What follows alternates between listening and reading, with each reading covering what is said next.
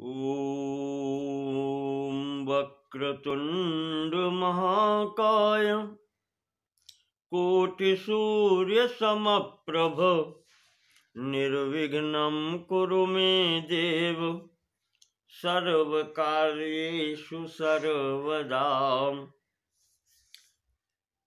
यः स्थूलसूक्ष्मः प्रकटप्रकाशो यः सर्वभूतो न च सर्वभूतः विश्वं यतश्चैतदविश्वहेतो नमोऽस्तु तस्मै पुरुषोत्तमाय नमोऽस्तु तस्मै पुरुषोत्तमाय।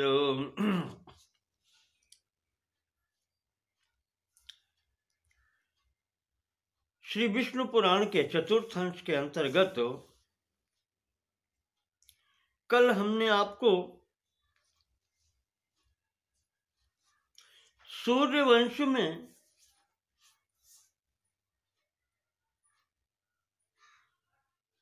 महाराज सगर की उत्पत्ति और उनके कार्यों पर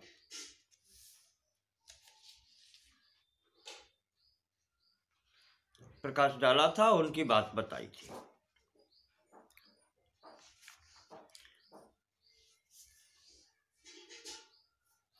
आगे पराशर जी बतला रहे हैं अब सगर के आगे और कौन कौन हुए हैं। काश्यप दुहिता सुमति, काश्यप दुहिता सुमति विदर्भ राज तनया केशिनी च द्वे भार्ये सागरस्यास्ताम।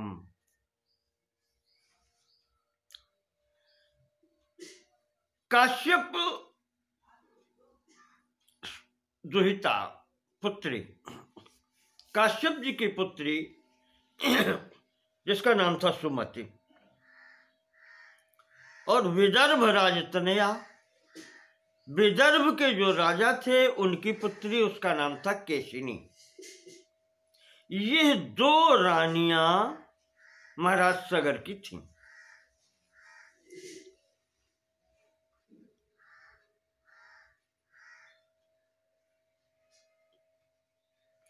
उन दोनों रानियों ने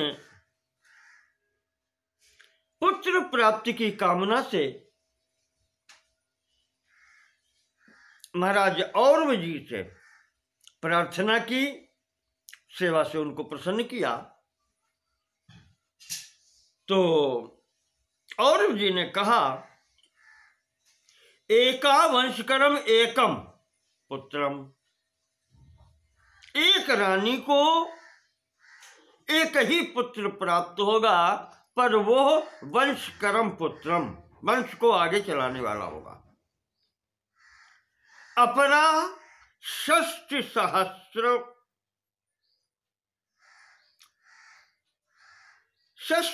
सहस्राणाम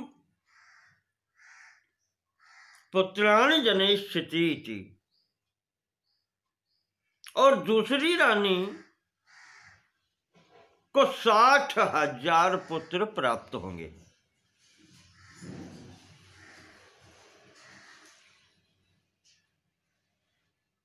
औरव जी ने कहा कि यह विकल्प हैं, जिसको जो चाहिए वो मांग लो।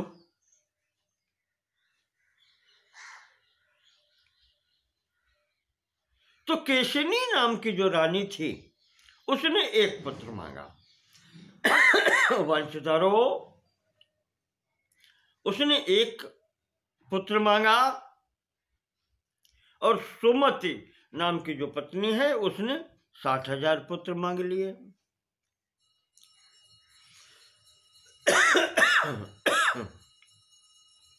तो इस प्रकार से केशिनी को एक पुत्र की प्राप्ति हुई जिसका नाम था असमंजस, और जो ये सुमति नाम की रानी है, इसके 60,000 पुत्र हुए।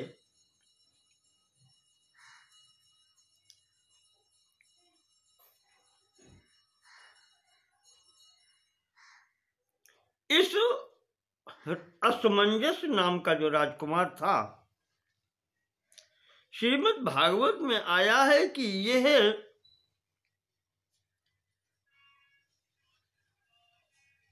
अपने को बिल्कुल पागल जैसा प्रदर्शित करता था, जैसे जड़ भरत का आया है, बिल्कुल उसी स्थिति में ये रहता था। और यहां तक कहा है कि कभी कभी तो बच्चों के साथ में खेलते हुए जाता था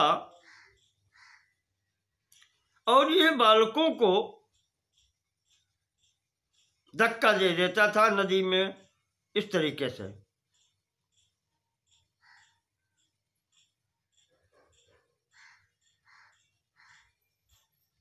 सरयू नदी में धक्का दे देता था, बच्चे गिर जाते थे। अंततः पिता ने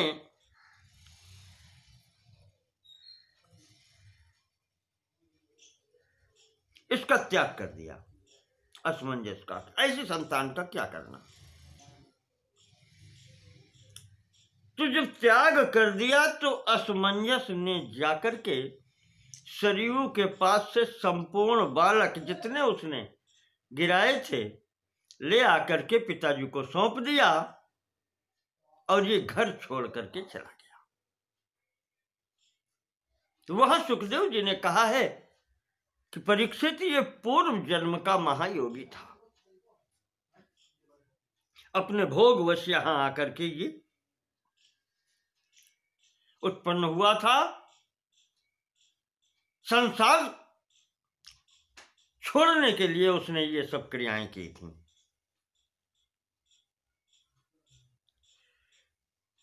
इसी असमंजस का एक पुत्र था जिसका नाम था अंशुमान।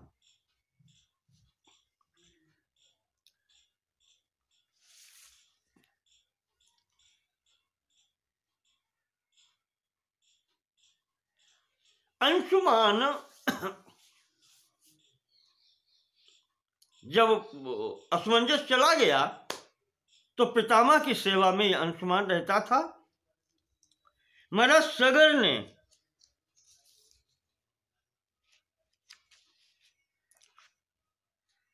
विष्णु पुराण में यह आता है, असमंजस के चरित्र को देखते हुए ये जो 60,000 पुत्र थे, इन्होंने असत मार्ग ग्रहण कर लिया। असमंजस तो योगी था, जैसे उसने जो जो कृत्य किए थे उसका उन्होंने विपरीत करके दिखा दिया। जो बालक सरयू में फेंक दिए थे वो जीवित वापस किए। ये 60,000 उस बड़े भाई की करतूत को समझ नहीं पाए तो ये भी मनमाने आचरण करने लगे।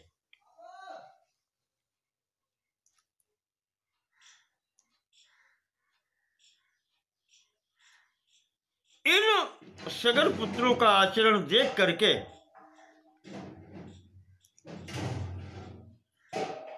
देवता देवगण जो हैं वो उस समय जो महर्षि कपिल थे उनके आश्रम में गए और उनसे कहा कि आपने ये शरीर जो ग्रहण किया है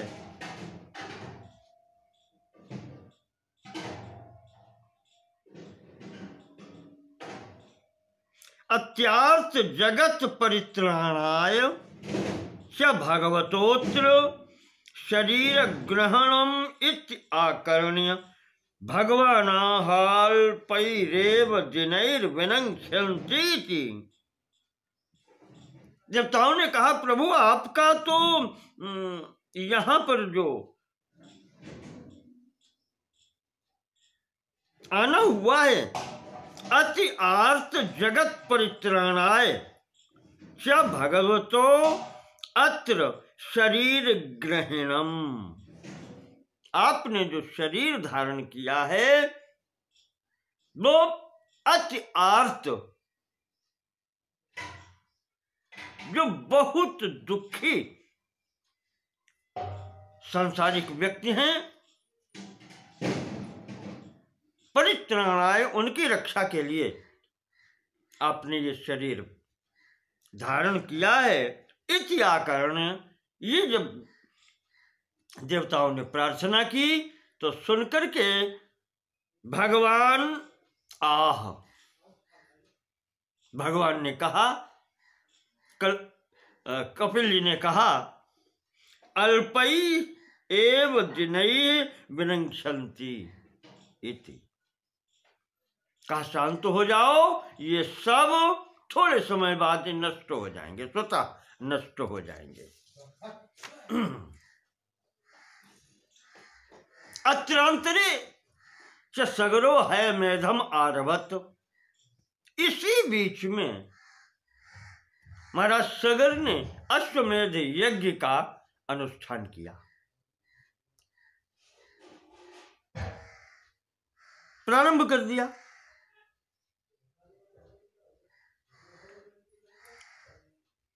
तस्य च पुत्रैः अधिष्ठितम्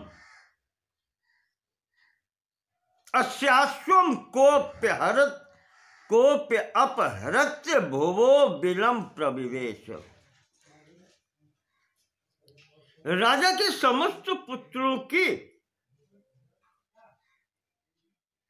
देखते देखते उनसे सुरक्षित जो यज्ञ पशु था, यहां पर घोड़ा अश्वमेध यज्ञ का था, वह कोई अपहरण करके पाताल को चला गया, बिलम प्रविवेश, गुफा में चला गया, ले गया।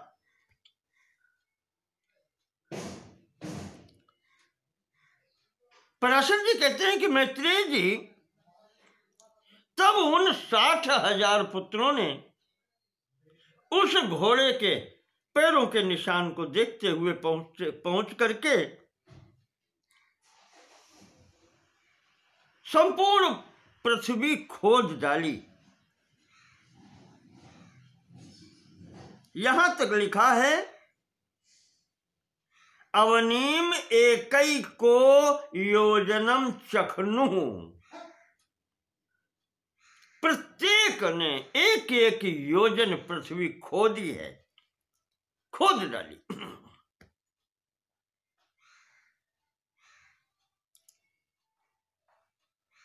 ये पहुंचे हैं जब आश्रम पर महर्षि कपिल के, तो वहां घोड़ा देखा। महात्मा जी बैठे थे भगवत चिंतन में, सिर झुकाए हुए। इन्होंने वहां पर अयम अस्मद अपकारी यज्ञ विघ्नकारी,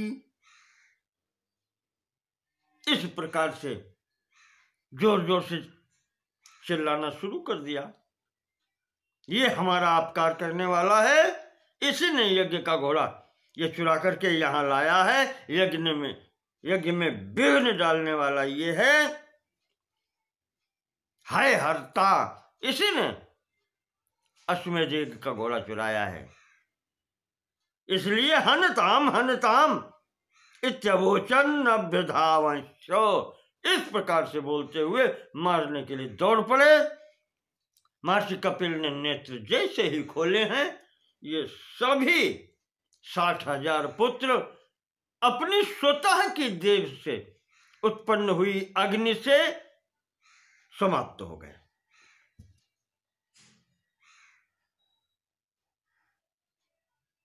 स्वशरीर समुत्थेन अग्निना दैह्यमाना विनेशु, ये स्थिति हुई। प्रत्येक राजकुमार के स्वतः शरीर से अग्नि उत्पन्न होकर के ये समाप्त हो गए। महाराज सगर को जब मालूम हुआ कि हमारे पुत्र महर्षि के आश्रम में इस प्रकार से समाप्त हो गए, तो अपने पौत्र अंशुमान से उन्होंने कहा कि बेटा अब तुम जाकर के महर्षि को प्रसन्न करके और घोड़ा लेकर के आओ। इस प्रकार अंशुमान महर्षि कपिल के आश्रम में पहुंचे, उनकी स्तुति की तो महर्षि ने कहा, बेटा अंशुमान, ये घोड़ा तुम्हारा है, तुम्हारे पितामह का है, इसे ले जाओ और यज्ञ पूर्ण कराओ।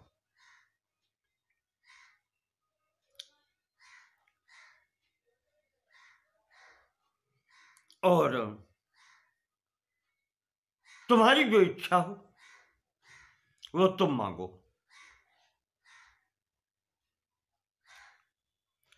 तो अंशुमान ने अपने चाचा लोगों के भस्म की ओर देखा।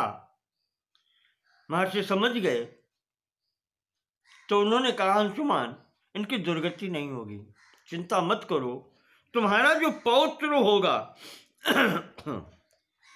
पौत्र ते त्रिदिवांग गंगाम भवनम आने क्षति।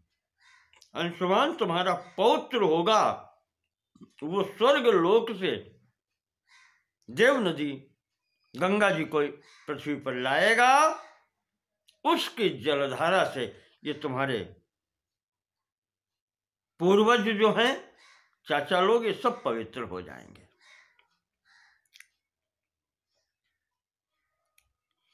यहां पर पराशर जी कहते हैं कि मैत्रेय,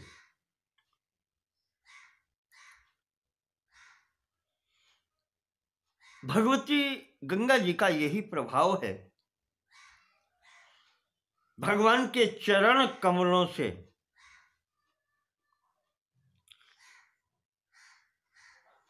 अंगूठा, चरणों का जो अंगूठा है उसके नख से गंगा जी की जो उत्पत्ति है, इस जल का यही प्रभाव है कि यन्न केवलम अभिसंधि पूर्वकम स्नानादि उपभोगेषु उपकारकम अनभिसंगितम अपेत प्राणशास्त्र चर्म स्नायु केशाद्युपस्पृष्टम शरीरजमपि पतितम सज्जशरीरिणम स्वर्गम नयतीति। इस जल से किसी भी प्राणी के, मृत प्राणी के अस्थि, नख, चर्म, रोम, कोई भी अंश अगर स्पर्श हो जाता है तो कहते हैं कि उसकी समस्त यम यातनाएं समाप्त हो जाती हैं और फिर वो स्वर्ग लोक का अधिकारी होता है।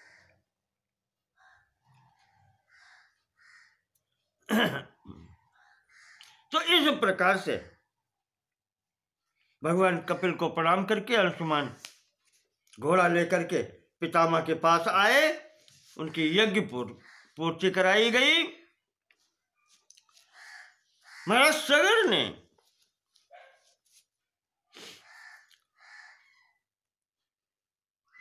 इस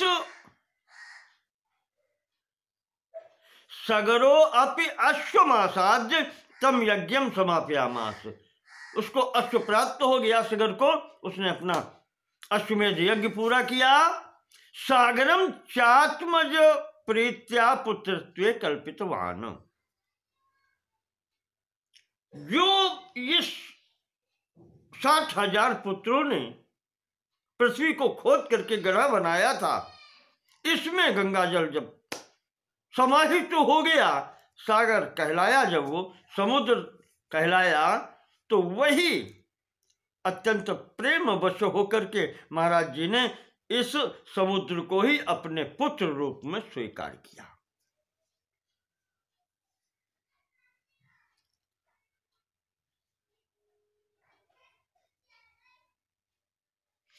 हरवंश पुराण में और ब्रह्म पुराण में महाराज कपिल जी ने वरदान दिया है सगर को कि राजन, आज से ये समुद्र भी तुम्हारा पुत्र होगा,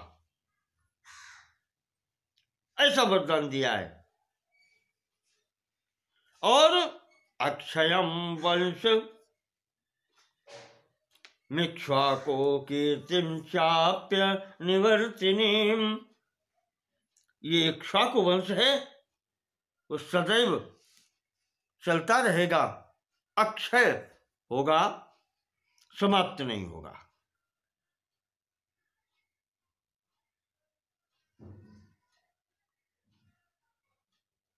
समुद्रश्चार्घ्यमादाय बवंदे तम महीपतिम। उस समुद्र ने भी स्वरूप धारण करके महाराज सगर जी का पूजन किया और विधिवत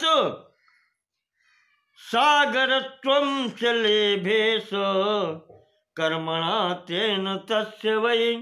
पुत्र के भांति से पुत्र पिता का सम्मान करता है, इस समुद्र ने भी महाराज सगर का सम्मान किया और सागरत्वम च तथा लेभे, अपने को महाराज सगर का पुत्र घोषित किया। इस प्रकार से सागर नाम पाया।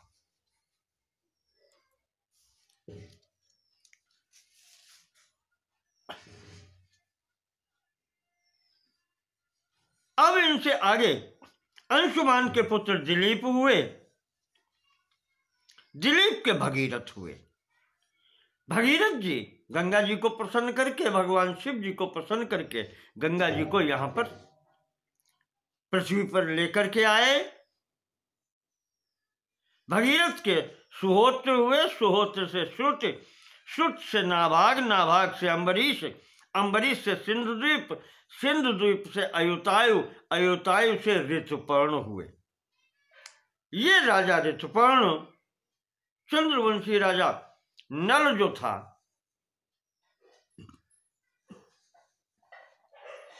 उनका मित्र था। महाभारत में वन पर्व में कथा आई है, महाराज नल पर जब आपत्ति पड़ी थी तो अपनी पत्नी दमयंती को भी छोड़ करके अलग चले गए थे और अंततः उन्होंने ऋतुपर्ण के यहाँ सारथी का कार्य किया था। जब बाद में भेद खुला तो दोनों मित्र हो गए। ये ऋतुपर्ण जी अच्छे द्यूत के जानकार थे, गणित के अच्छे विद्वान थे, और महाराज नल जो थे वो रथ हाँकने में चतुर थे, वो घोड़ों की जानकारी और रथ इत्यादि का बहुत अच्छा थे। तो इस प्रकार ये दोनों मित्र हुए। इन ऋतुपर्ण के पुत्र सर्वकाम और सर्वकाम का पुत्र सुदास हुए और इन सुदास के पुत्र का नाम मित्रसह था। यही मित्रसह सौदास के नाम से जाने गए। एक बार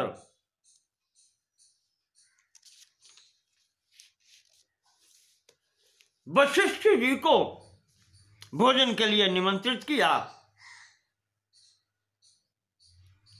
पूर्व का कोई एक राक्षस शत्रु था इन मित्र सह का, महाराज सौदास का। वो रूप बदल करके महाराज की रसोई में आ गया, जहां भोजन बन रहा था। जैसा रामचरितमानस में राजा प्रताप भान की कथा आती है, बिल्कुल वैसा ही स्थिति बनी। उसने मांस भोजन में पका करके और वशिष्ठ जी के सामने परोस दिया। वशिष्ठ जी को जैसे ही लगा, महाराज जी ने शाप दे दिया कि राजन तुम इस स्तर के हो गए हो, जाओ तुम राक्षस हो जाओ, मांसाहारी और राक्षसी हो जाओ। ये जो सुना है, राजा को पता नहीं, सुदास ने अपने हाथ में जल ले लिया, संकल्प कर दिया कि गुरुजी आपने हमें कोई दोष न होने पर शाप दिया है तो हम भी आपको शाप देंगे। जल संकल्प कर लिया। रानी मदयंती थी इसकी, राजा सौदास की। उसने पैर पकड़ लिए कि प्रभु नहीं, गुरुदेव हैं और ब्राह्मण हैं, ऐसा नहीं करना। तो महाराज ने वो हाथ में लिया हुआ जल अपने पैरों पर ही डाल लिया इस तरीके से वो अभिमंत्रित जल था तो पैर काले हो गए। इन्हीं महाराज का नाम कलमाशपाद भी पड़ गया। ये राक्षस हुए और ऐसे घोर राक्षस हुए। एक दिन उसी राक्षसी अवस्था में एक ऋषि और उसकी पत्नी जंगल में थे, दूसरे भाव में। उसी अवस्था में इसने, राक्षस स्वरूप तो था ही, उस ब्राह्मण को पकड़ करके खा गया, मार डाला। ब्राह्मणी ने ये स्थिति देखी। उसने बहुत पहले प्रार्थना की कि राजन, आप तो सूर्यवंशी राजा हैं, आप राक्षस नहीं हो सकते, ऐसा नहीं कर सकते। पर इसने नहीं माना, राक्षस स्वभाव में हो गया था, खा लिया। इस कारण से उस ब्राह्मणी ने राजा सौदास को, कलमाशपाद को, इनको शाप दे दिया कि हम उस स्थिति में थी, कामना की स्थिति में, तो राजन जाओ, तुम्हें भी संतान नहीं होगी, पत्नी के साथ में जब भी उस स्थिति में जाओगे तुम्हारी मृत्यु हो जाएगी। ऐसा कह करके उस ऋषि पत्नी ने अपने पति के हड्डियों को, अस्थियों को एकत्र करके चिता बनाई और उसके साथ में स्वयं भी सती हो गई, महाराज को शाप दे करके। तब से महाराज जी पत्नी से विरक्त हो।